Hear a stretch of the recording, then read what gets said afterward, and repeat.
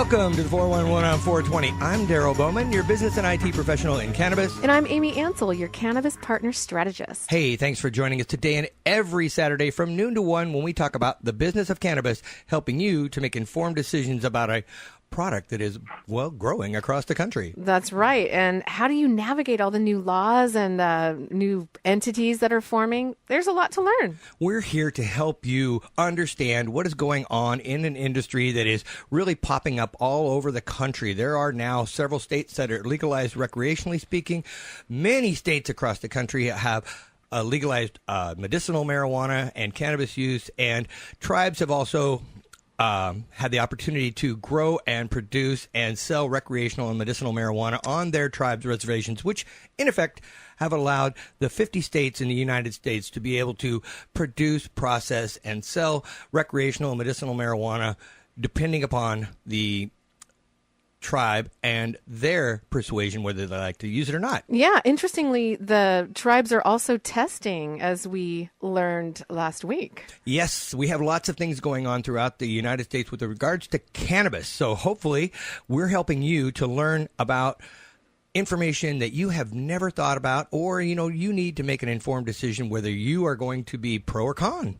Right. Or if you're getting into the industry, considering getting in, or in the industry, needing to navigate, we are here to learn along with you, the listening audience. Well, and that is what the 411 on 420 is all about. We are also all about helping our veterans get employed. Now, this industry, as it grows throughout the United States, it is a wellspring of opportunity for new economic development, meaning that we have so many jobs that are starting to happen. And we want you, if you're in the industry, or even if you're not in the industry and you're thinking about hiring somebody, hire a vet. So think about that. There are plenty of places to go. You can look at your local chamber of commerce. You can look at your work source opportunity, the employment security departments, wherever your state is, and other places. So, Amy, what do you think about opportunities and where you have, I mean, she's got a list over there. I'm pointing to them. I stand here too in agreement that when we are considering our veteran community, we are talking about giving them a hand up, not a handout. And if we look at the characteristics of this beloved community, we're talking about integrity. No job is too small. Teamwork. The character of a veteran is so shiny, sparkly to those looking for people for employment. So I really encourage everybody to consider their veterans. And if you are a veteran or you're a spouse of a veteran and you're living within the Lakewood, Tacoma area, a very sweet, beloved coffee shop called Starbucks, they are partnering with Goodwill, and you need to come learn about Operation Good Jobs. Every Friday at 2, Goodwill's Operation Good Jobs will assist veterans and military spouses and dependents of working age in finding employment. We're talking about one-on-one resume building, mock interviews, assistance with creating cover letters. So, Daryl, I'm really excited for veterans because right now is the time to really embrace the resources for all the dimensions. Wherever you're sitting, there is a resource for you. Exactly. Don't forget, our veterans have been taught to and trained very well to be independent, accountable, to operate with trust and understand how to get the job done. So you are being well served when you hire a veteran in your organization. They will actually represent you in ways that are only honorable with great intention. So we do expect that you will have nothing but great opportunity when you hire a veteran. Absolutely. Also, yeah. When you are thinking about using a product or a service outside the cannabis or even in the cannabis industry, we hope that you are considering veteran-owned businesses, because those people have taken another opportunity to sacrifice for their country. Not only did they write a blank check when they served for their life, when they served for our country, they also decided to go the extra mile when they came out and sacrifice their whole sanity by creating a new job opportunity for people when they created a business. So we're talking about a fat Rolodex. Your mouth will drop when you go to the Department of Veterans Affairs. I know mine did. Yes, there is a Rolodex of Veterans Affairs on the Department of Washington State has a list of all the veteran-owned businesses that are certified veteran-owned businesses. So you can get your car repaired, your lawn taken care of, your house rebuilt and remodeled. You can get any kind of hardware store. It doesn't really matter. There are hundreds of different opportunities, if not thousands, actually. That's right. So let's do this. We are going to have a great show today. We're talking about compliance, and we're talking about making sure that the industry is staying where it needs to do, where it needs to be, if you will, with regards to compliance and auditing themselves and making sure that they are following the rules of the road as they go throughout the cannabis industry and build their organization. Yeah, this is exciting because we're talking about transparency. Exactly. So what we're going to do is we're going to take a break. We'll come back after these short messages, and we will be talking about compliance software, auditing services, and so forth for the cannabis industry. I'm Daryl Bowman, your business and IT professional in cannabis. And I'm Amy Ansel, your cannabis partner strategist. We'll be right back.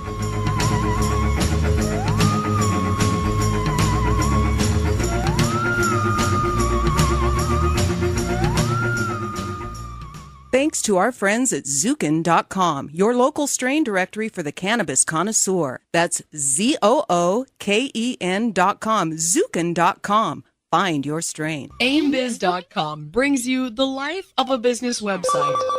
The majority of business websites can't be found by search engines, so their owners lose customers and money. An AIM business website wins new customers on Google and Facebook. Imagine your website with great content management, an integrated blog, clean designs, and clear messages. To top it off, at aimbiz.com, you get a free website design mock-up before you ever spend a dime.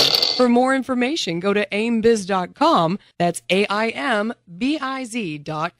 Sweatman Young is proud to celebrate 25 years of construction service throughout South Puget Sound, working together with you to guarantee your satisfaction and offer you a unique 2-year warranty on all work. Let Sweatman Young build your new dream home, remodel your existing home, add an additional deck, outdoor kitchen, a man cave, or even preserve your historic home. Sweatman Young provides the best construction value in South Puget Sound. Visit sweatmanyoung.com today and schedule your free consultation with Bill Sweatman, your personal professional contractor. Ever get a traffic ticket? Had a bill you couldn't collect? Had a contract you needed advice about, such as a new insurance plan, home, or car loan? We run into these situations routinely throughout our lives. We know we need legal advice, but feel we just can't afford hiring an expensive attorney to help. Legal Shield and your legal team is now your affordable option, allowing each of us to rest assured we can quickly get the help we need for one low monthly fee. Whether it's business or personal legal advice, visit yourlegalteam.info today.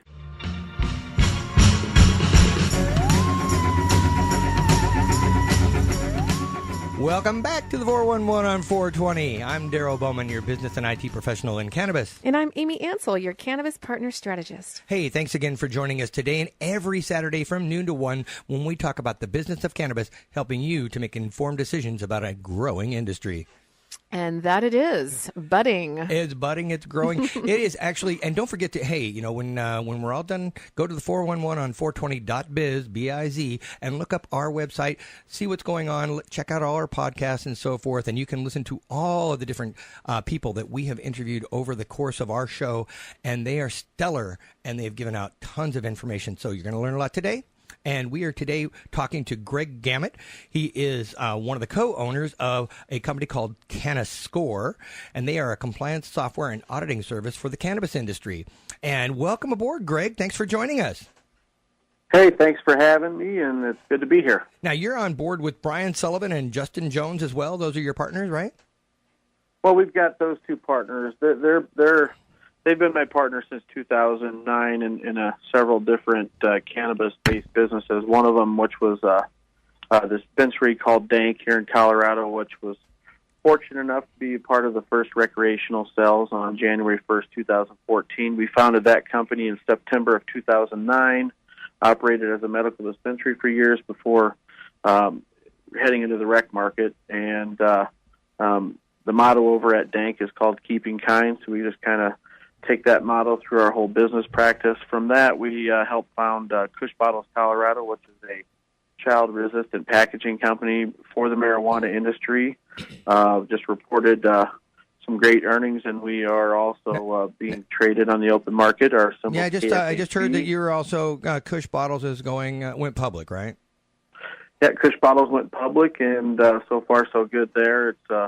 It's a big step for us to be able to raise funds to be able to expand as fast as the industry is I got a growing. question for that, just in case. Given the fact that Kush Bottles is closely tied to the cannabis industry and so forth, and given the fact that so many people do not like the idea of money being, banks have an issue with this, and all of a sudden you find yourself being publicly traded in a cannabis industry. How was that?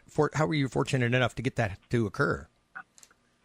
Well, the Kush Bottles company, we don't touch flower or any infused products here. We provide branding, labeling, and packaging empty to the dispensaries and the producers and the MIP producers, being marijuana infused product producers like your edibles. Well, I guess where I'm going. I guess where I'm going with that is, I can't believe the number of people that said even that are in just ancillary businesses that support the industry but do not touch the flower or anything like that. The minute they say that, oh, my business model is to support people within the industry, boing, they can't get a bank account or bingo, bango. Or their Facebook page is gone. Yeah, exactly. It's all of a sudden. All those things. Yeah, all those things happen to us. So we've been through a couple different banks now. We've got one that's pretty solid. From Kush Bottles, we kind of touched the industry as a whole, and we were getting questions about compliancy. So we founded CannaScore, which is a software company we're going to talk more about. Oh, exactly. We also own and operate. Yeah. Okay, and we also own and operate. Go ahead. No, I was going to say you own and operate a consulting firm as well, right? Yep, Denver Consulting Group, which we were involved in licensing in Illinois, New York, Maryland, Hawaii, Oregon. We just opened up a new office in medical. Portland, Oregon. So your basic is your basis in all of your business is all in the medical industry. Is that more or less the where you're at, or are you also you're spilling over into the recreational as it comes up? It's both. Yeah, I would say it's about a 70-30 mix medical on the consulting side to recreational. 100% of what we do in the state of Colorado and Oregon and Alaska all have to do with recreational as well. That's a really big portion of our clientele. But now you got California, who's going to be getting some regulations in November. It's on the ballot to legalize recreationally. Well, it sounds like you're avoiding Washington. What's going on here, man? You skipped right over, went from Oregon to Alaska, and missed right over Washington. What happened there, man? You just take a different flight path, or what? Yeah. Oh no, we have a in Washington too. Sorry, I left that out. But we also have a Kush Bottles location. It's currently located in Auburn. We're moving to a facility that's 3 times larger than our current one to keep up with the packaging demands there in Washington. The president of the company is on the packaging committee there. We're also working with the OLCC in Oregon. So we're pretty dialed in. That office in Portland is our Pacific Northwest office. Now, who is that in? Who is that sits on the packaging committee here? Ben Wu. He's the president of Kush Bottles, and he's there's not a guy that knows more about compliant regulations as it relates to packaging in the industry than him. Okay, now let's talk a little bit about CannaScore. What came up with that? I mean, it's an industry assessment tool, and tell us a little bit about what that means. As an assessment tool, it seems to me like you are you're doing asking a lot of questions. Is there software involved? Is it cloud based, or how is this thing operated? It's a cloud-based software system. It's got servers backing it as well. But basically what it does is take the regulation for each state individually. So we have working models in all the rec states, which includes Washington now. And we also have a working model in most of the larger medical marijuana states, like Vegas and California. But really you need regulation to build a software to rate how you're working under the compliant radar. So California is a bit limited in what we can do out there. So what CannaScore does, it answers, the person we go visit answers these questions as we go through. So we check everything from labeling to signage. Are employees wearing badges? Are they using pesticides that they shouldn't be doing? And this all gets put in through an algorithm, that spits out a score much like a FICO score. Now, these people are all, now this is all answers, the questions that you're putting together. Now, you have put all these together based upon the regulatory issues wherever the state happens to be, and each one of those states are very different in their needs. So tell me, how do you determine, well, you're going to keep those up to date. I watched the state of Washington, our regulations and our rules get changed almost weekly. Right. They're updated on a weekly basis. Now, here's a new rule change. Here's another rule change. And so you've got to keep that up to date. And then there's a software system that's a traceability software that they're tracking everything that's happening. Are you integrating with that, or are you getting information from that so that you can minimize the amount of work that somebody has to do on a routine basis, or how's that working? Absolutely. So each state picks their own regulatory tracking software. In Colorado here, it's Metric System by a company called 411. In Washington, it's BioTrack. In Oregon, they went with Metric. Right. In Alaska, they're with Metric. So our software relates to the law that they have to operate under. So if you're operating underneath the law correctly, the CannaScore would either find spots where you're not, and then comparing it to what you have in inventory and see if there's some numbers off there. But all those inventory tracking systems are they're a work in progress, and they're doing great work. Well, it sounds to me like CannaScore has got to be a work in progress all the time too, because of all the rule changes. Is that correct? Constantly, yeah. So if you're a CannaScore customer and you have our auditors come in, let's say once a quarter, and do an audit, and they give you a technically a compliance FICA score. I don't want to infringe on their use of the name FICA. We got a CannaScore, it's different. So what that does is help you get a bank account. The banks are looking at, they look at your P&Ls, and everything looks glossy in this industry. People are making money if you're running your business right, but the real threat of them getting your bank account shut down is if there's diversion going on, or if you're, selling to minors or something like that. So CannaScore regulates it by the law, and it's also all tied back to code. And when you walk out of a facility after we audit it, you're going to have an estimated what you've been fined if the MED did this. And the MED, Marijuana Enforcement Division here in Colorado, it's named different everywhere else. You're going to find out, how much in fines that you're possibly going to have to pay if they were to do the audit today, and then, hey, here's the steps to fix it. So. Well, now you've, there's a lot of tests that can be taken. I mean, people that create tests, they generate those tests, and you can skew the test questions any way you want to make an answer come out the way you want. How do you make sure that your test questions are fair and balanced so that you are getting the correct information and not skewing it so it's always coming out better than it should? Does that make sense? Well, yeah, it does. Unlike like a test when you go and take in a class, there's a little bit of gray area there. Some of the state laws, there's a little bit of gray area, but for the most part, when they write a law and they have all these revisions, it's a black and white line. Either you're following the law or you're not. So a lot of our questions are yes and no based. And let's say you answer no to a question, then it goes to a list of 10 to 15 more questions that give it your aggravating circumstances. So, for instance, if you walk in and 1 out of 3 people aren't wearing a badge, which is a big no-no here in Colorado, as opposed to 20 out of 100, so all those aggravating circumstances. Was the manager not wearing a badge? Was it an owner? Do they have an SOP manual that explains to the employees what they're supposed to be doing? So all that kind of weighs in to what the score is going to be at the end. And so everything is weighted.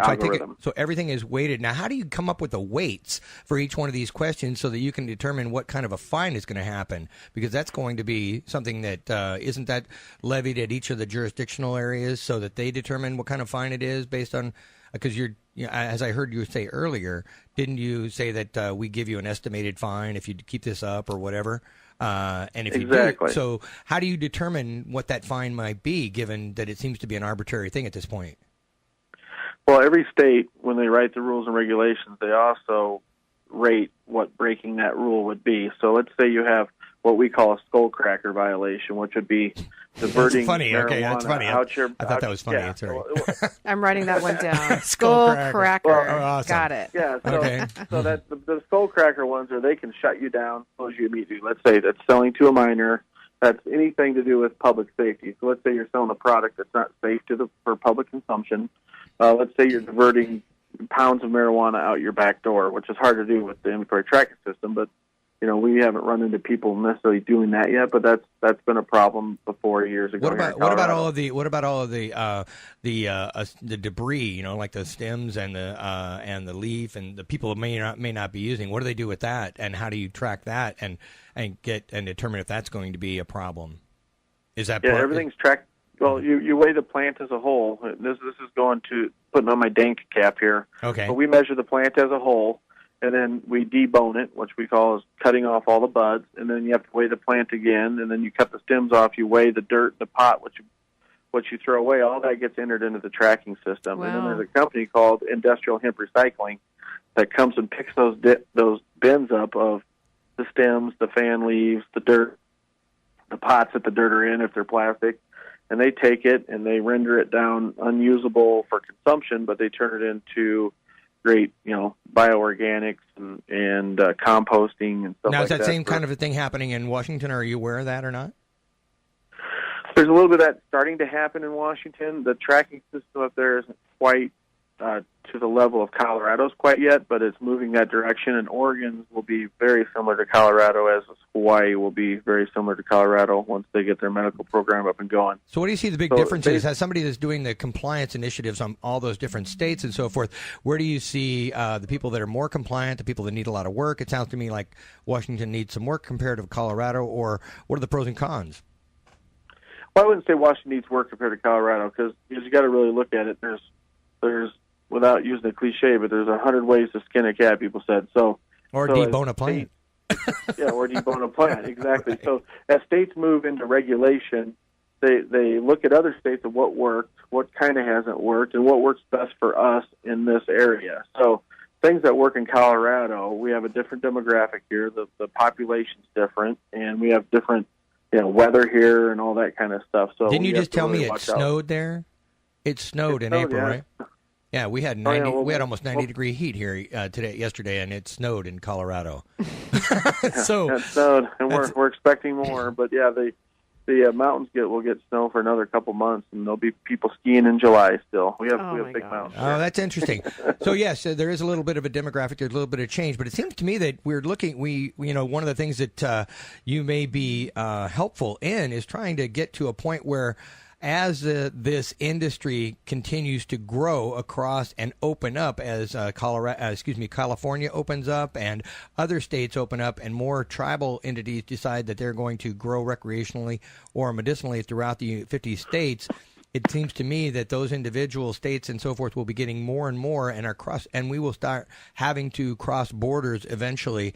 And so there needs to be some kind of a standardization, just like alcohol is standard across all 50 states. We're going to have to get to that point. And so it seems to me you folks are in that area where you might be able to be on the forefront of getting that compliance across all states and seeing where the leveling out is. Does that make sense? Well, it makes sense in a way, but the federal government has to decide how involved they're going to be, and kind of the path they're taking now is leaving it up to the state. So, the federal government can't agree on anything. We've already found that out.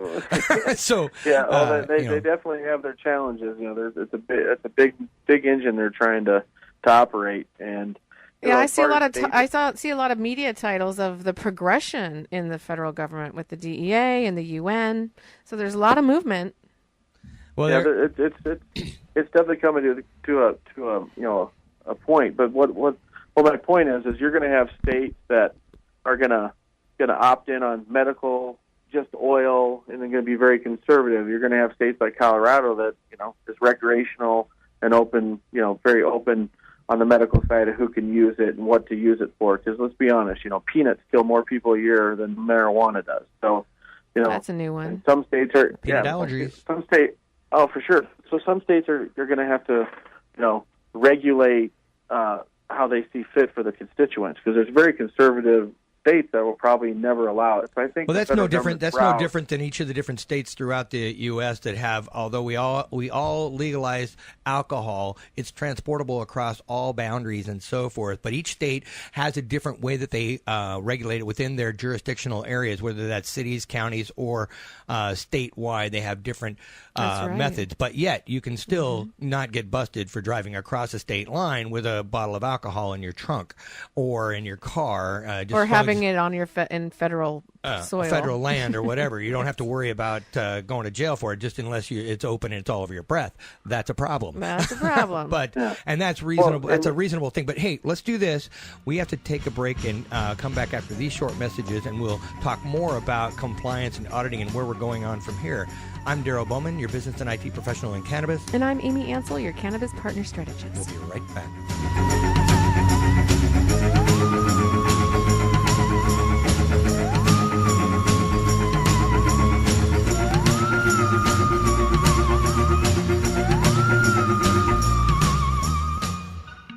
Thanks to our friends at Zukin.com, your local strain directory for the cannabis connoisseur. That's ZOOKEN.com, Zukin.com. Find your strain. And now, your Management Minute with Doug Kirkpatrick, author of Beyond Empowerment, The Age of the Self-Managed Organization. In the book Firms of Endearment, How World-Class Companies Profit from Passion and Purpose, the authors examine how to build high-performance companies on love, involving all stakeholders. They found that humanistic firms of endearment maximize value to society as a whole, not just to shareholders, by creating emotional, experiential, social, and financial value. Publicly held firms of endearment returned 1,026% for investors over the 10 years ending June 30th, 2006, compared with 122% for the S&P 500. Firm of endearment Costco, for example, pays people 40% more on average than Sam's Club, yet generates significantly more profit per employee. Humanistic firms of endearment have benefits that are real and compelling. AimBiz.com brings you the life of a business website. The majority of business websites can't be found by search engines, so their owners lose customers and money. An AIM Business website wins new customers on Google and Facebook. Imagine your website with great content management, an integrated blog, clean designs, and clear messages. To top it off, at AIMBiz.com, you get a free website design mock-up before you ever spend a dime. For more information, go to AIMBiz.com. That's AIMBIZ.com. Swetman Young is proud to celebrate 25 years of construction service throughout South Puget Sound, working together with you to guarantee your satisfaction and offer you a unique 2-year warranty on all work. Let Swetman Young build your new dream home, remodel your existing home, add an additional deck, outdoor kitchen, a man cave, or even preserve your historic home. Swetman Young provides the best construction value in South Puget Sound. Visit SwetmanYoung.com today and schedule your free consultation with Bill Swetman, your personal professional contractor. Ever get a traffic ticket? Had a bill you couldn't collect? Had a contract you needed advice about, such as a new insurance plan, home, or car loan? We run into these situations routinely throughout our lives. We know we need legal advice, but feel we just can't afford hiring an expensive attorney to help. Legal Shield and your legal team is now your affordable option, allowing each of us to rest assured we can quickly get the help we need for one low monthly fee. Whether it's business or personal legal advice, visit yourlegalteam.info today.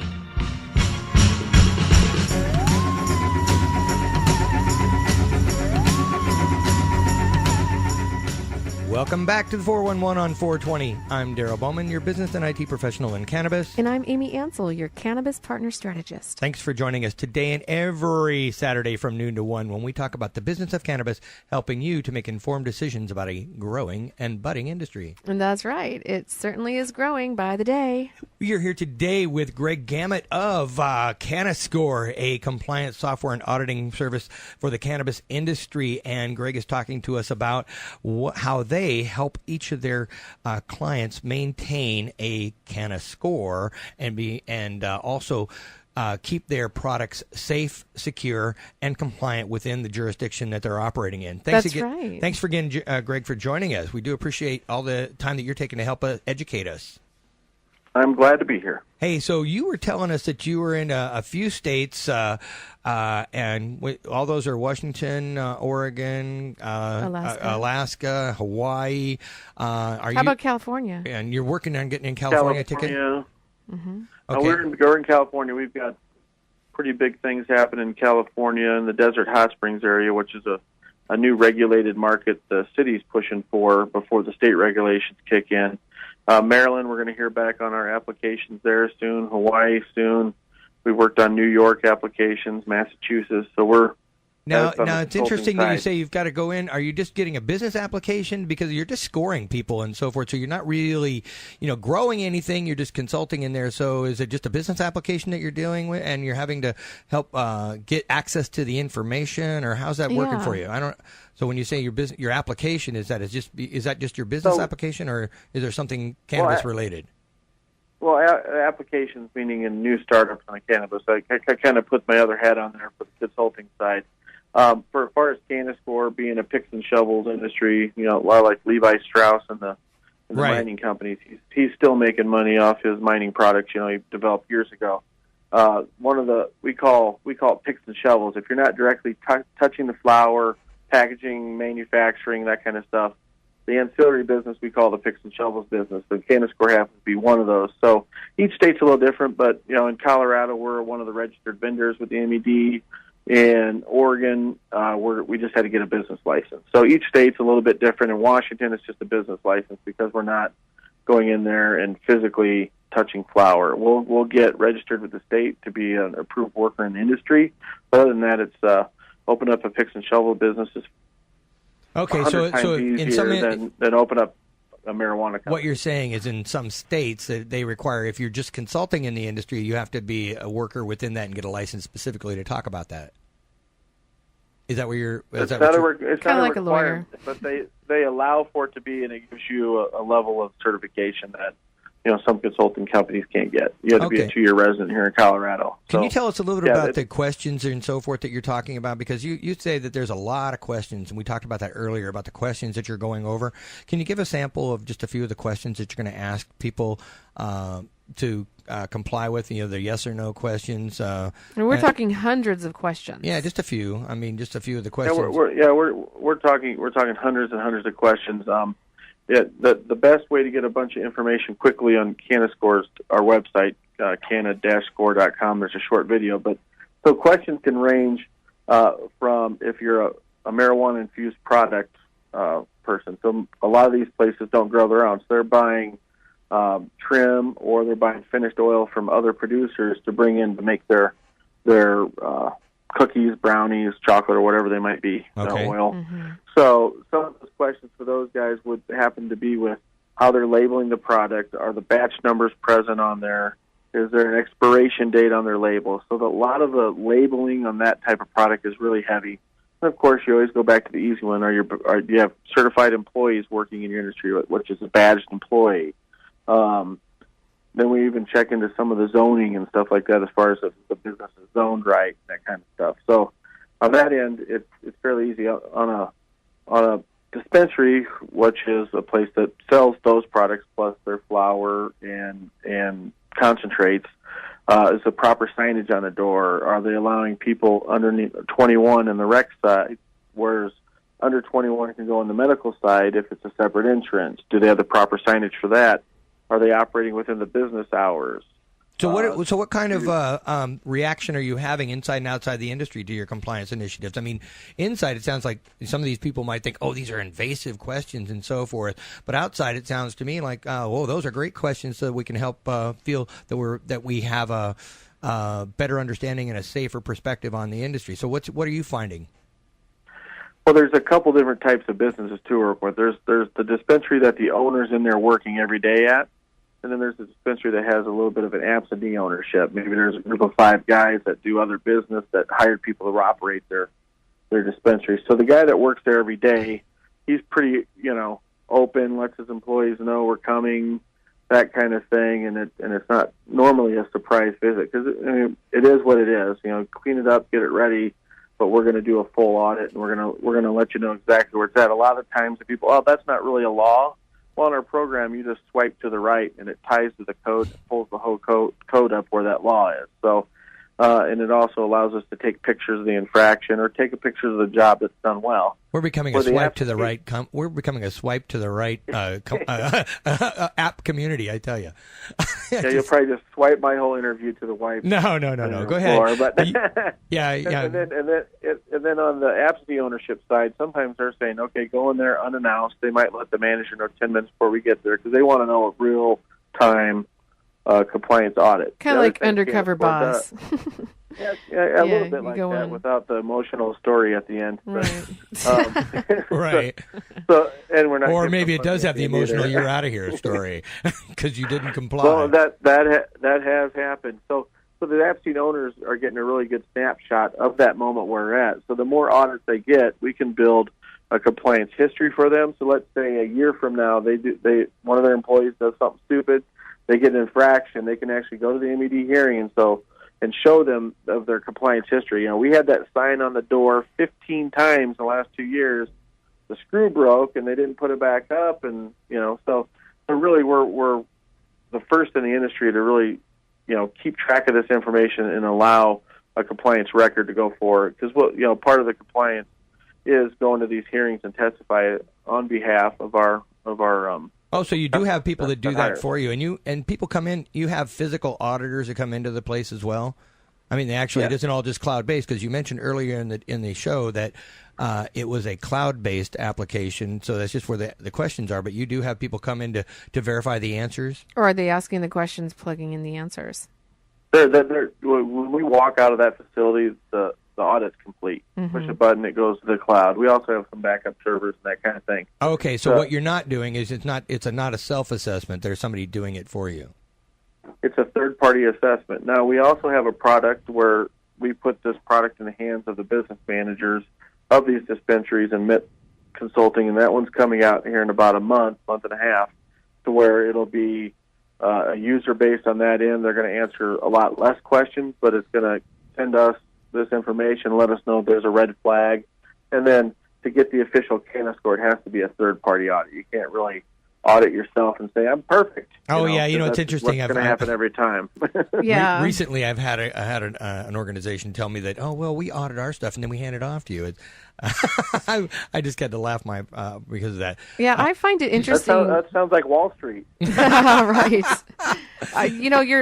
This whole system and method that you've established is, my hat's off, and no wonder you're Entrepreneur of the Year. So definitely impressive. So I could see this relating to the banking, real estate. Have you had experience with those sectors? Oh, yeah. So anybody that signs an agreement to lease property, I have a property company as well that has a lot of buildings in Oregon. We rent to the green industry. We buy non-green properties and rent them to green tenants, but we require them to hold a CannaScore. So I see. We're doing that extra little bit as a landlord to make sure the people that are in our buildings are operating with, the memo from Obama administration was operating within state law without ambiguity. So that's not, stretching stuff to gray area. Mm-hmm. We want you talk about the black and white side. You talk about Right. You talk on your website about bankers, investors, landlords, realtors, government bodies, insurance, and licensees. Let's talk a little bit about how bankers can use this score, and investors can use that score, and so forth. What's the differentiator for each of those individuals? Well, there's two different ways we do it with banks. We'll do the audit for you, or we'll white label the program for a bank. So the bank can. There's a few banks here in Colorado operating and have marijuana clients on board, and they report it to the FDIC. But I think what they need is a third-party auditing system to make sure there's no money laundering going on. The sales receipt match what. Yeah, they don't want to be in the middle of some kind of a scandal right there and there. Exactly. This is their opportunity to say, Exactly. okay, if you want to bank with Like us, I then you use this CannaScore project. Exactly, and these banks, they're charging $1,500 to $2,500 a month just to have an account as a marijuana vendor. So Wow. I can see how investors might want to use this to protect their investment, to say, yes, you are still compliant and my money is safe, versus hey, just go say la vie, whatever happens. So we did an audit for a guy that was purchasing a business here in Colorado. I can't really say who or what, but we found infractions when we did our CannaScore audit. So anybody that's buying a marijuana industry business that people are touching the flower, they should require a CannaScore. We've uncovered some stuff that wasn't good. He ended up not buying the business, and now that business is no longer in operation. That's how bad the findings Wow. were. Sometimes we're not even working for that business that we're going into, and those are the times that, people might, if they say we can't go in an area, we can't go in an area. So we can say, audit was 70% complete, because you never know what's going on Well, if in they that tell you I next can't room, see your so. financials, then you're going, That's an interesting Exactly. thing. So you want me to audit you, but I can't see your financials, and I can't see And I behind can't that take a closed picture door. behind the closed door, right? Exactly. So Well, how that's a does red flag. insurance can probably use that to make sure whether they're a great risk or not as well, right? They can. It's been a little slow for the insurance market to get caught up to where we need to be, but there's more and more mainstream insurance companies now offering coverage. For a while there, when Lloyd's of London backed out about a year and a half ago, a lot of other insurance companies stopped doing it, stopped operating in the space as well, but now they're starting to come in. There's always insurance companies that'll take a bigger risk. That's why we got like the general and auto insurance and that kind of stuff. So, Oh, yeah. but Or in we're our not- case, we're- we have Vern Funk. That was a There you plug go. for Vern, by the way. Anyway, What are you guys, buddies? Billboards. no, I'm not. But anyway, he's got just funny commercials. Yeah. But anyway, Yeah. you sell CannaScore, it sounds to me, by white labeling it as one. Do you have other? How else do you sell it? I mean, how do you get it out there to get people to we use license you? it to other. We license it to other consulting companies. So a lot of the bigger consulting companies that are in this industry that do audits, we're doing it long paper formed, and now they do that, which takes them, Forever. 4 or 5 hours in the building and another 10 hours at their office. Where a CannaScore audit will take you about 2 hours per license, maybe 3, and then there's a lot of repetitive questions if there's more than one license in each facility. And what that does is allow them to find issues. It also helps these consulting companies up their revenue, because after you find problems, then you get to tell them, well, it's this much money to fix this issue. Sometimes it's Yeah. as easy as the signs that you have in the car that you drove up in that you can hang up for them on. But sometimes it's providing them with an SOP manual, standard operating procedures for all aspects of the business, employee handbook, and, Well, I take it that you can actually use this opportunity for each one of these CannaScores to do your consulting business to, dovetail off that. Say, you need an SOP. Well, we can do that on this other company over here. Exactly. Okay. And which will also help their profit margins go up because they become more efficient as a company. Most of the companies we walk into don't even have a flow chart. So no one really knows what they're supposed to be doing. So we like to define roles. That way you can hold people accountable if they don't follow The interesting law. thing So that you're doing is this funny thing that we're smiling here because Amy and I are both smiling here because the industry is becoming a professional organization, and that's what we're all about, is helping the industry become normalized. And a lot of folks got into the industry having never run a mainstream business or anything like that because they just knew about Or they won the lottery. they knew how to grow, and they got the ticket and they got the license, and they said, okay, I'm going to rock this. But Which was so different than Colorado, which started with the dispensaries that were doing it all along. So. Well, what I'm saying is that this opportunity helps people to Absolutely get themselves into the mainstream and treat themselves like a business the way that they should be. So they see their P&Ls, they see their balance sheet, they understand their efficiencies and their inefficiencies, and then where they need to improve everything, and then watch that score and watch themselves become more profitable as they go. I don't know if I'm tracking on that. Does that make sense to you? You are. So, take for instance, we walk in and we see them sitting at a table with, 15 trimmers bringing down a harvest. They might be doing it compliantly, and we score it that way, but we also put a note at the bottom. Hey, we can probably save you 30% of your labor on your harvest if you'd want to look at our SOP manual. So it's definitely a bridge to get people to operate in this industry as a whole, more efficiently, more professionally, and less. This whole industry came out of basements and whispers and alleys. So exactly right. We see rec people come into Dank every day from other states, and they just cannot believe they're walking up to a counter and buying marijuana. And sometimes the cops will be in our hallway just, chit-chatting with us like they do in other businesses, and they get all nervous, and we always look at them and go, hey, they're on our side here. They actually, the MED Enforcement Division here in Colorado and other states, OLCC and the Washington Liquor Control Board, and give a shout-out to Frank up there. He does great work. They have been partners in this with us, so they're not enforcing by grabbing their gun. They're trying to help. This is a new industry. We're all learning every day. So when they do rule changes, a lot of people hate all these rule changes. They're getting these rule changes from feedback from work group people like me in the industry. So it's like, hey, that rule doesn't work from us. But they're also getting feedback from people like Safer Colorado, who is a very conservative organization that would like to see marijuana abolished, but we've got those people in the same work groups of business owners like me. Well, they're protecting the interests that they believe are the ones that are necessary, and everybody's coming to a balanced agreements and actually having the conversation and compromising where necessary and educating where necessary as well. So that's it changes. needed. So Yeah. what it's done really is it's gotten rid of the activism and said, let's get into creating a more professional environment, collegial, if you may, so that you can work together to solve the problems, and we can streamline that for both enforcement opportunities and management opportunities and growth of the industry overall. Does that make sense? Yeah, and if you turn the clock back 5 years, I've had capital investment groups that I called. They would hang up on me as soon as I said I had a cannabis business. Now fast forward it now, those same guys are calling me every day asking me if we need to borrow money.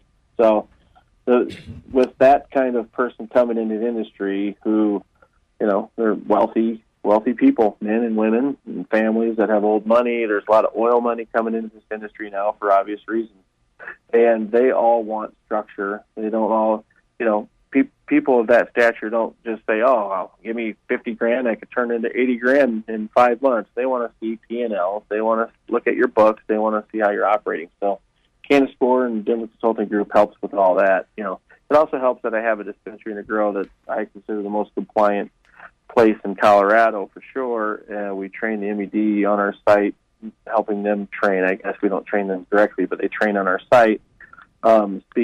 We can bring in a client here and go walk at Denver Consulting Group, can walk them over to Dank and say, here's an actual operating system. We've signed them in through the visitor log. They're within 15 feet of us by law. And we can show them how it works, and they can see the regulation posters on the wall. They can see the labels going on, in the pre-weigh area. They can see how we weigh stuff up. They can look at our camera system, and well, it sounds to me like you're doing all the right things there. But, hey, let's do this. Let's take a break. We'll come back after these short messages, and we'll talk more about how CannaScore is helping the business grow and become the successful organization in the cannabis industry. I'm Daryl Bowman, your business and IT professional in cannabis. And I'm Amy Ansel, your cannabis partner strategist. We'll be right back.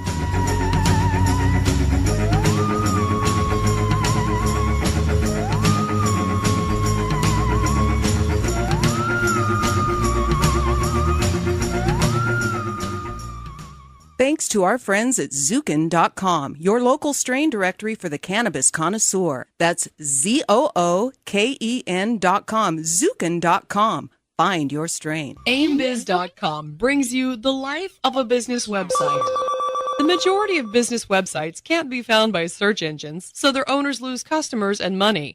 An AIM business website wins new customers on Google and Facebook. Imagine your website with great content management, an integrated blog, clean designs, and clear messages. To top it off, at aimbiz.com, you get a free website design mock-up before you ever spend a dime. For more information, go to aimbiz.com. That's AIMBIZ.com.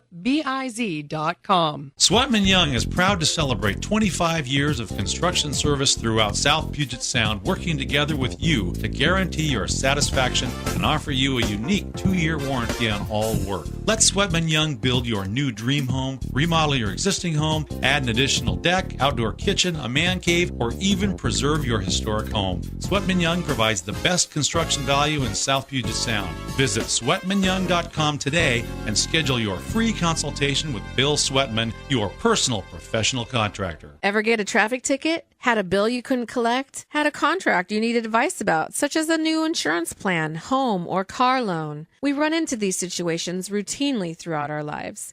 We know we need legal advice, but feel we just can't afford hiring an expensive attorney to help. Legal Shield and your legal team is now your affordable option, allowing each of us to rest assured we can quickly get the help we need for one low monthly fee. Whether it's business or personal legal advice, visit yourlegalteam.info today.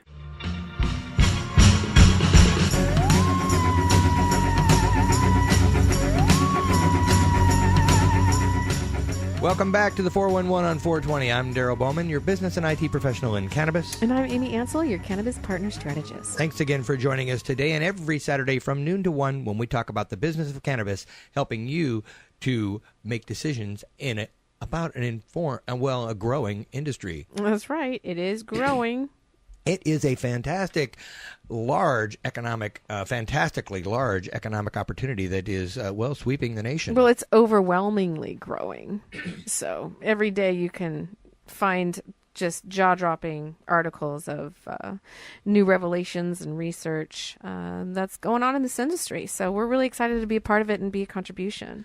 Well, Greg Gammett is from CannaScore is here talking to us a little bit about what he's doing to help the industry move forward and be compliant. Hey, again, thanks for joining us, Greg. We do appreciate your time on the show. I appreciate your time as well. Hey, we were talking about what you're doing to help people get started in the industry and make sure they're compliant when we left the last break, and we're talking about investors coming in from all over the spectrum, whether they're oil, whether they're green, whether they're mainstream investments now, thinking that this is a great opportunity to invest, and they're looking for more mainstream opportunities. More mainstream looking cannabis businesses. So tell us, as a startup, let's say you're starting up and so forth, and you're going to be the grower, processor, and all that. What can you do with CannaScore to help that individual get started and that company get started, and so that they're doing all the right thing, no matter what state they're in? Well, the state has to have regulations first. Once they have regulations, we can develop the software. Well, I'm not talking about that state. I'm talking about the entrepreneur who's in the state already, whether that's Washington, Oregon, Colorado, Alaska, Hawaii, and you're helping that new entrant into the cannabis industry. So, with their business plan, with their SOPs, and so forth, describe that process for us. Okay, so if that Denver Consulting Group, that's kind of more of a DCG question than a CannaScore question. So Denver Consulting Group, we field a lot of calls every day. So we'll take, for instance, one of our Maryland clients called us early on. Hey, Maryland's going to legalize medical marijuana next year, and they're going to come out with rules, and we want help. We want help through the process. So we'll sign them up on a retainer contract. We'll do all their vetting of the laws and stuff like that, but we'll also look into them. We'll do background checks on everybody involved with the licensing process, and then we're going to put together SOP manuals to turn in with their application and employee handbooks and procedures, log forms, and all that kind of stuff, which contains into that portion of it. Now, since you're talking about DCG, I got to give a big shout out to Jay Griffin, my business partner. He came over from a landscape architect company who did a lot of RFP writing, so he kind of heads that whole end of it up, and he's a technical writer by heart, and he does a really good job. So we'll take our Illinois client who just recently opened, we took them from pre-licensing process, and we were out there the week before they opened training their employees on how to dispense the marijuana per Illinois state law. And we've also flown them here to shadow our employees at Dank to watch how we do it. So really, not to be cliche, but soup to nuts on the consulting side. There's a lot of consulting companies out there that have never operated within the green space. By that, I mean a flower dispensary company that sells that kind of stuff. But they're great business guys. There's still stuff to be learned from them. Well, I'm talking about let's go to say you're a grower or processor in the state of Washington, and they're going to say they're going to need a business plan. They're going to need they're looking for investment. And what do these people have to do to make sure that they're tracking all the way through the process, and they're going to be successful because they're new in the industry? All right, so let's say someone new in Washington gives us a call. We would always start out, let's get a CannaScore done, which is a full audit of your facility. Let's see. I mean, I'm talking about somebody who doesn't even have a facility yet. They're going to have to get to that spot. I mean, literally, they're going to have, we're starting from scratch here on these. Okay, well, then they would be calling the Denver, just like I was saying with the other states, they're going to have to call Denver Consulting Group, and let's figure out what method, how you want to grow it, because we consult many different ways on how to grow. Let's design your facility around that. We can help with the engineering of your facility, the procurement of your building. We can get you funding to start out from capital investor groups. So, I mean, that's kind of a loaded question because there's so many different types of people that call us. And it sounds like you're turnkey. You could do any of it. That's what I'm looking for, is to better understand that, because there is so many people out there. And again, it all ties back to being compliant, and that's why I asked the question, because people will go out there and they'll start off in one direction, and they may or may not be compliant. But given your background and understanding the compliancy issues, is helping people to make sure that as they go through that process that they're going to be compliant. And that it's not piecemealed together. Yeah, and that all reverts back to day one. So you got to design a building that matches the state law from day one. And if you don't have a consultant on board, you need to be very versed in the system. I haven't met anybody who hasn't done it yet that can hit on all those cylinders. So basically, there's a cost to hire a consulting company and a CannaScore company, but it's also there's a savings at the end of the day. And here you can't really expense it though. That's a problem. When are we going to work on that one? Well, you can on a cost of goods sold in construction. If you're building something that is compliant to the law, then that is actually something you can write off. So the 203B is a whole nother talk show, and I can set you up with a good accountant to talk about what their feelings is, but basically, there's a lot of gray area on what you can write off and what you can write off, but anything that you have to do to make you operate within the state law is something that you can write off. Okay. Well, that's so a plus, now you're people. moving forward. Now you've identified a building. You've identified the opportunity. You can actually help them design their building from scratch. You can and turn it into understanding their process, their flow, their the individuals, the number of individuals they're going to do their streamline, whether it's going to be hydroponic or whether it's outdoor, indoor, and staffing requirements and all of that, and then project out what the yield might be at the end of the year or throughout the year and so forth. So, and then coming back and saying, okay, this is what the kind of investment opportunity is that you require, that you can do, and these are the different outputs for the processing that you can do. Are we on track with all of that as a consulting? Absolutely. Yeah. Well, we can help them set a budget, and we can tell them what the most revenue they can get out of that many square feet of the building is, as opposed to some of the numbers that they come into us with are like, whoa, I wish I could produce that per square foot. You must have some magic thing, but. So we put a real realistic budget together where we're very conservative on what the revenue will be to try to make all the costs fit, and they can, basically it's a business plan at that point that they can go out and get other investors from. And then once they get the investment group on the line and we start the application process, it's a two-way street. We got a team of 5 to 6 people we put on that project, and they need to put at least a couple of people because it's two-way information. Because they're in the application process, they're looking at those individuals as much as they're looking at their business plans and stuff. They want to make sure there's no seedy individuals getting these licenses. So how often do you now? Let's say everybody's doing the right thing and they're all then. What is your experience with the profitability of these individuals? Because I mean, honestly, our public needs to know. They're saying, hey, these things are there's. The investors are going, well, we want to get in here because there's definitely profitability in here, and there's some wild margins up front and have been, and I know they're going to be coming down as the industry gets more packed, if you will, and more people get into it. So obviously, supply and demand. But currently, what's the payback for an investor to get in on this, and when somebody's actually become profitable? Is it the first year, second year, third year, or because there's been a lot of stories on both sides of that? It ranges. So right now, marijuana is definitely a red flag industry in the economics world. They call it red flag. That means people from the outside see people making profits. Now, I know a lot of people operating within this industry that don't make profits. So a good businessman is a good businessman, a good businesswoman is a good businesswoman. So if you're investing money and want return within a year in a marijuana company, you're not investing in the right industry. So because everything takes time. There's a lot of upfront costs in construction, and then after you get the construction done, then you get to start growing plants for the first time, usually in your life. A lot of people buy our SOP manuals, but they also have to hire the right growers and stuff with experience. Yeah, I talked with some people just recently that said, hey, the best people you can get into here are the people that are commercial growers in the tomato industry.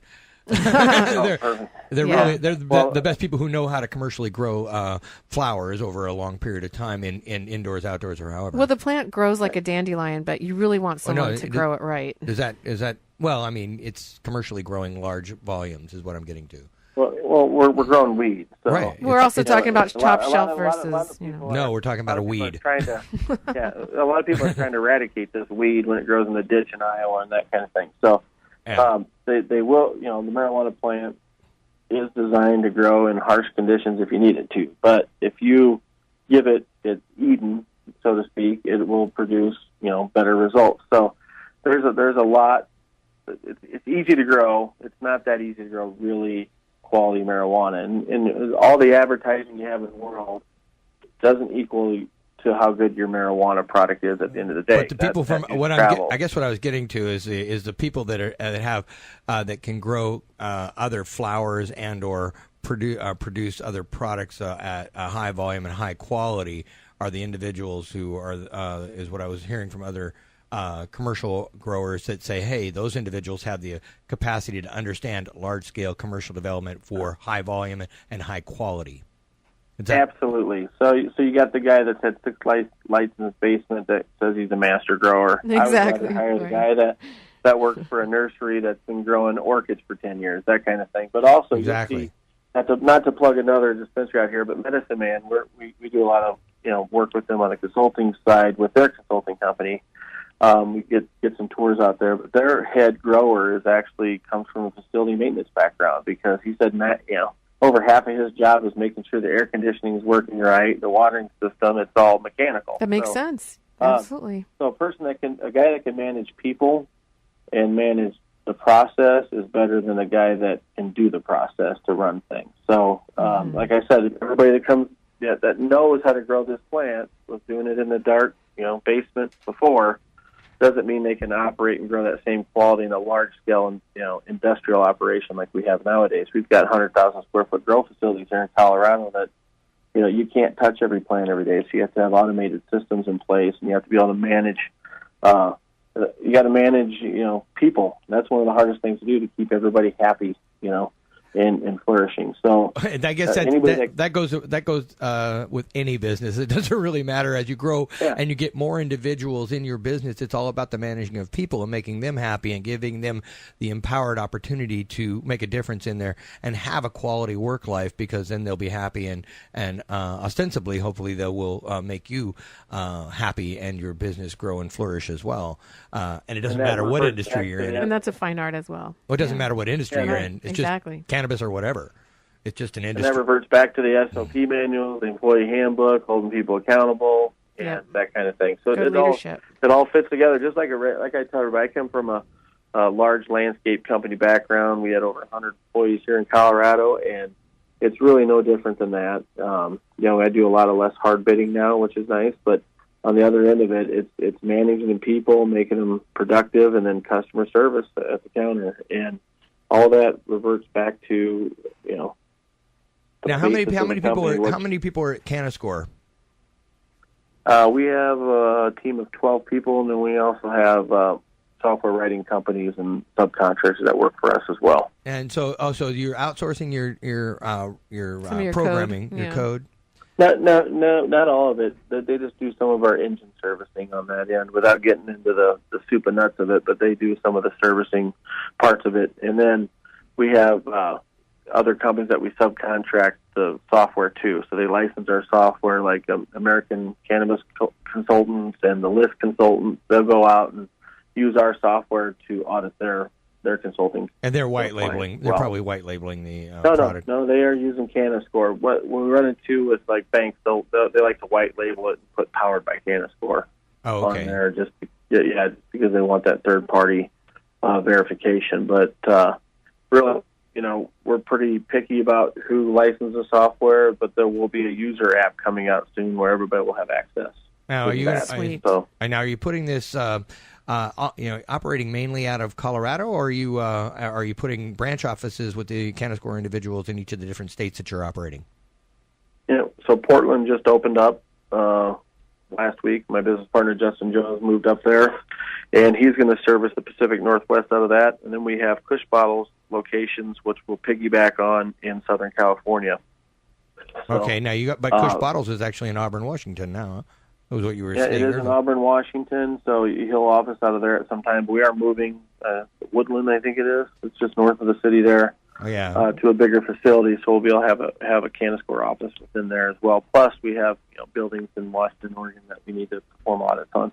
So excellent. It makes sense to be there. So, I love the Pacific and so where do you Northwest. where do you see this thing going? CannaScore going in the next couple of years? Well, what I'd like and where I see it going are probably two things. Okay, let's get to the point where what you like and then go to where it's going.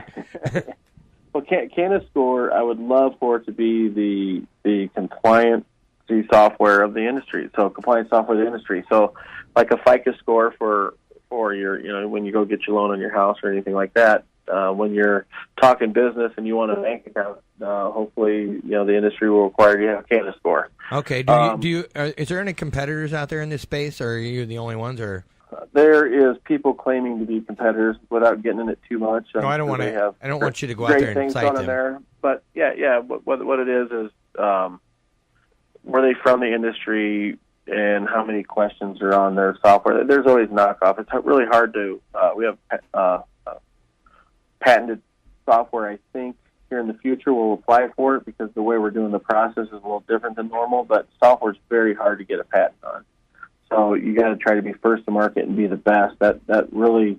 It's your algorithms that you get the patent better. On. Yeah. Boy, howdy, I know all about that.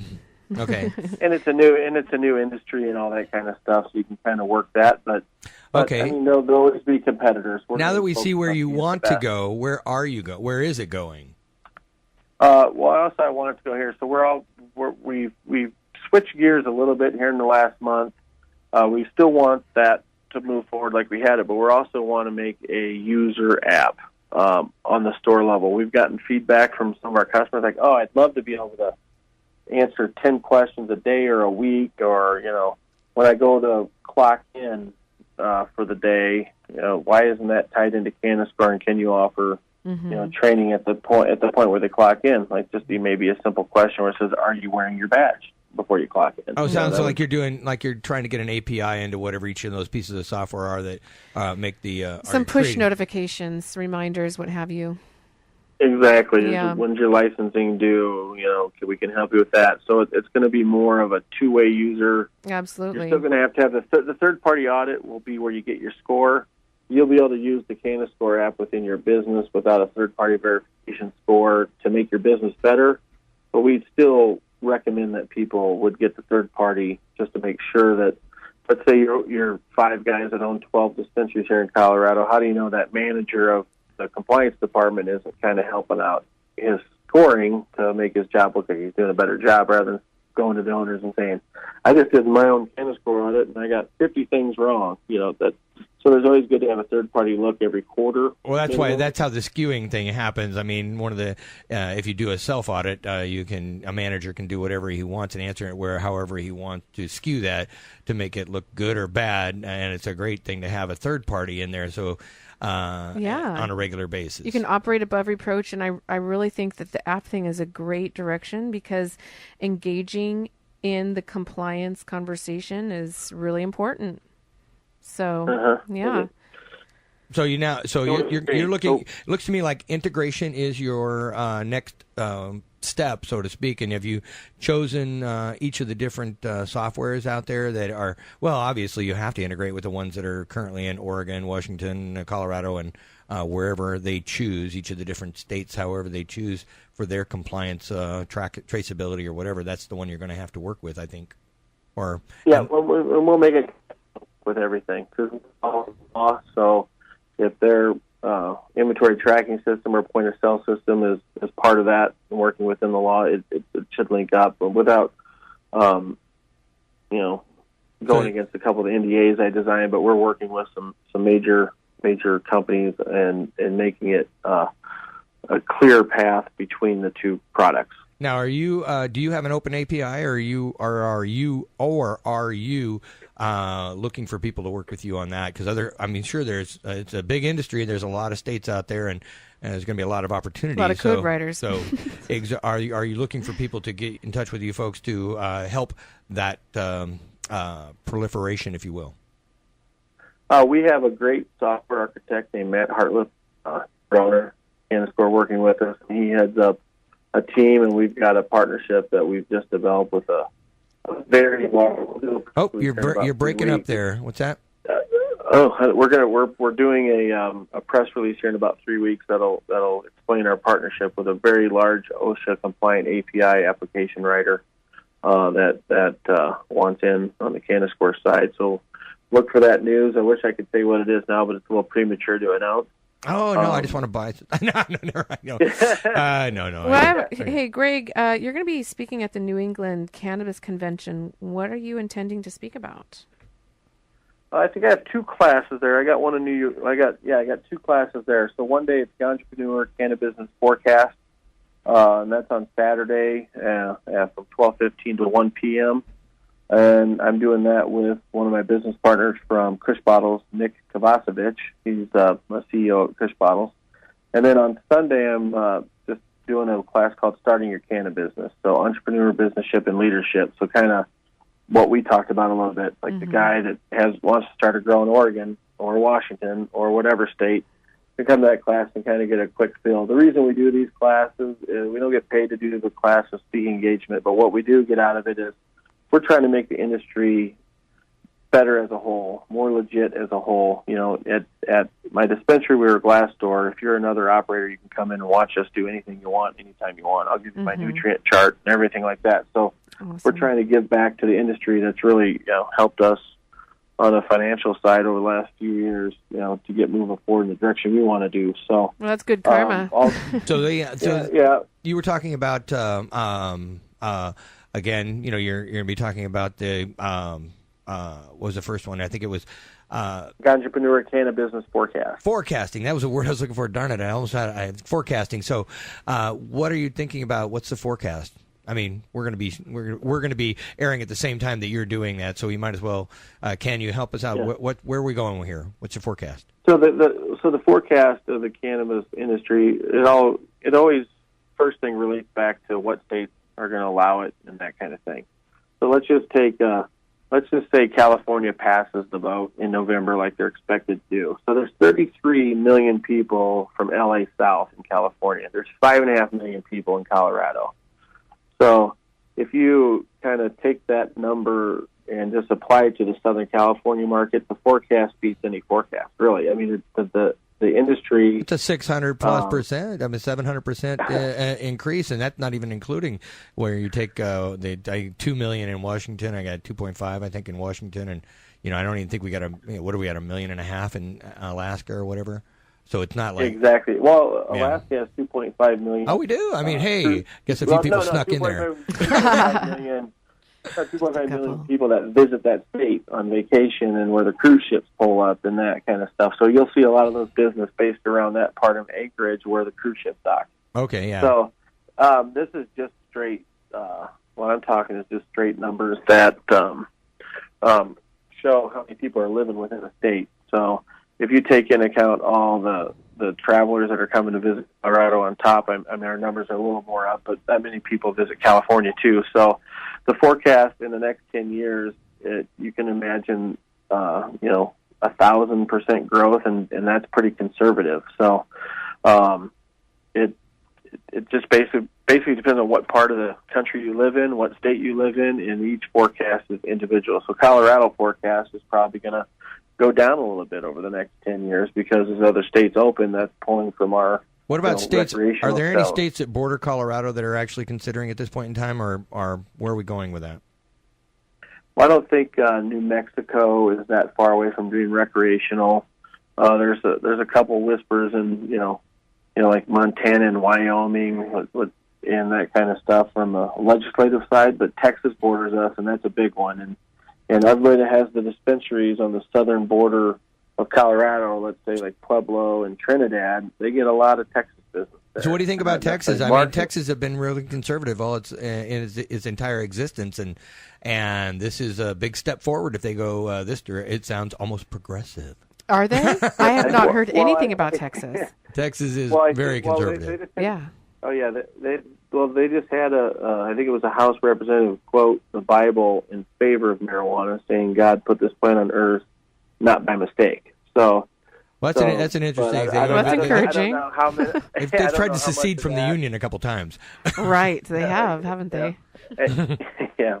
But there's a lot of there's a lot of money in Texas, and where there's money, there's entrepreneurial spirit there, and we've talked to several state senators that have flipped their view on it, and they may be looking at it on the budgetary side of things. I don't quote me if I'm wrong. I don't think there's individual income tax in the state of Texas. So, well, if you're looking at oil, if oil is coming into the industry and Texas is oil, then it makes sense that they're going to flip-flop a little bit and maybe get a little bit more progressive, because that is an opportunity for new capital opportunities, really. Diversification for them, really. You know, they have all their eggs in one basket, and who knows what the oil industry is going to do as people become more green. But I wish they were becoming more green a little faster. But they got great sun over there. They sure do. They do. Yeah. Lots of agriculture. Well, listen, you've really helped us out a lot. And, just real quick, how can we find you? CannaScore, Canna-Score.com, is that it? Yeah, www.canna-score.com, www.denverconsultinggroup.com. I'll stop saying the www. Oh, yeah, that'll be good. You can go to dank-colorado.com. DANK, dank? Yep. DANK? DANK-colorado.com. Or you can always email me at greg@denverconsultinggroup.com. I think, the quickest, easiest way, go to Canna-Score.com. You'll remember that real easily. The others are, there's a whole lot of ways to get a hold of you, Greg, no doubt. Yep. Well, hey, we do appreciate you taking the time on here, and it seems to me that a good investment is to understand that you are compliant, because being compliant and asking for a compliancy score will just help you to preserve your business and make it better and grow. That's right. Rather than trying to work outside the law, you work within the law, and, you have more opportunities for investment, and you'll be in business for a lot longer. Compliancy is transparency. Oh, that's a great. Can I use that? No, not anymore. We got it. We just trademarked it. I just want to say, I want to say one final thing. I know I want entrepreneur and everything, but I've got great business partners that are here with me: Justin Jones, Brian Sullivan, Jay Griffin, Frank Falconer, Ryan Lewis, Dan Glenn. I could even name more on the Kush Bottle side. I don't want to bore you, but I just want to, give well, them you're good. It's good to give a shout out to the team. Yeah. It's good to give a shout out to the team, because it's all about the team, the people around you. Nobody does everything alone. That's right. It isn't the way that you can't get there without the team. I love your advertising for Kush Bottles, by the way, and your new Bud gloves. I am just it's really slick. Well, hey, thanks again for you. joining us. We do appreciate you taking the time to come and help us understand compliance in the cannabis industry, and something that people should be aware of, and that it's out there, it's growing, and it only will get better, and it's going across the country, and it's something that everybody needs to know is happening, and it isn't just happening in the dark. So thanks again for joining us. I'm Daryl Bowman, your business and IT professional in cannabis. And I'm Amy Ansel, your cannabis partner strategist. We'll see you next week.